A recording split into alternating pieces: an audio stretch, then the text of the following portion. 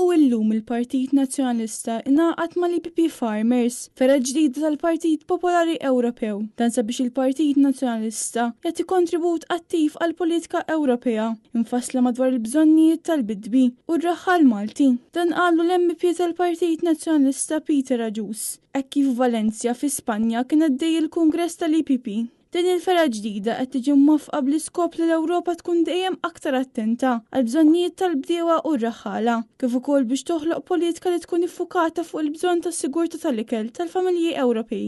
Il-Partit Nazzjonalista se jkun qed jipparteċipa b'mod attiv f'din il-fera. B'reazzjoni għal dan l-iżvilupp, ix-Shadow Minister Tony Bezzina qal li l-Partit Nazzjonalista huwa l-partit li dejjem kien qrib il-bdiewa u r-raħħala u li bħala gvern alternattiv il-Partit Nazzjonalista se jara li din il-fera l-ġdida tal-IPP juża l-benefiċċji kollha bħala membru biex jagħti risposti għal diversi sfidi li għandhom il-bdiewa u r-raħħala f'pajjiżna bħalissa.